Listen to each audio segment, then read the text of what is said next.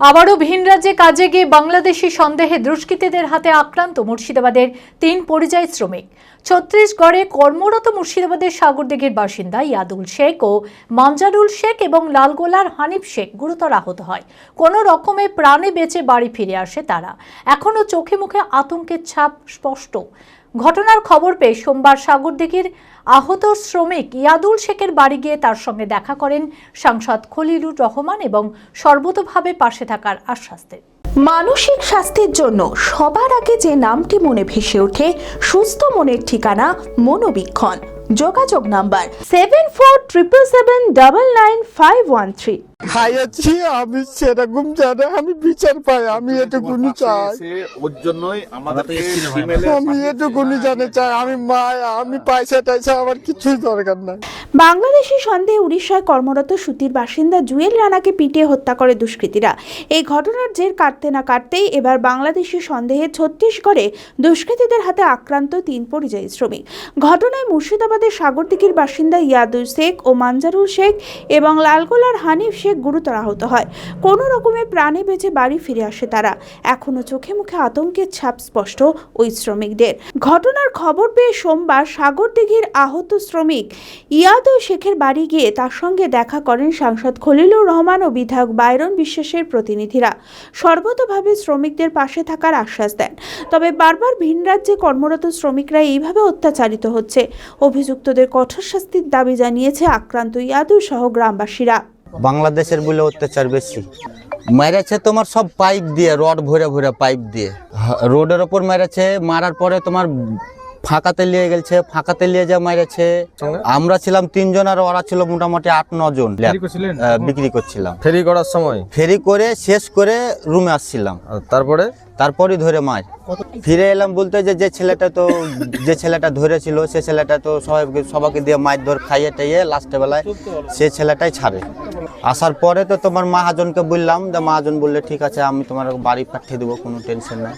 5টা অবধি মার হয়, 1টা থেকে 5টা অবধি।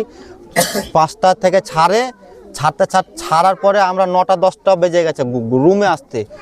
রাতখান কাটিয়ে সকালখান কাটিয়ে তোমার ওই চলে এসছি আমরা দুপুরবেলায় ট্রেন ধরে। আমার 2জনকে পুরাইছে আর বলছে এরা 2জনকে পুড়িয়ে দে, আর বয়স্ক করে আর একজন আছে ওকে বলছে আগে কপিয়া কাট।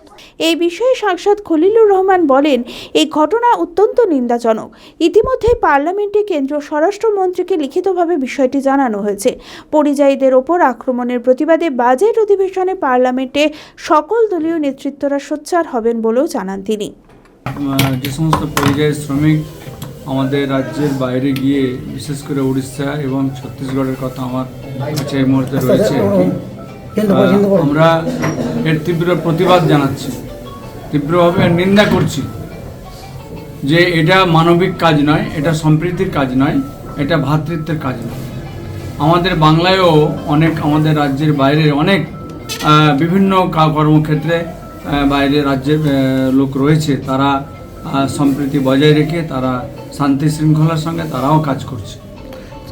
কাজে আমরা কেন্দ্রীয় সরকারের কাছে বা অন্যান্য রাজ্যের মুখ্যমন্ত্রীর কাছে এটি আশা রাখবো যে বাংলাকে দেখে শিখুক, যে বাংলায় যে সম্প্রীতি বজায় রেখে বিভিন্ন রাজ্যের মানুষ কাজ করছে, তেমনটাই বাংলার মানুষও দেশের মধ্যে একটা রাজ্যে গিয়ে কাজ করছে।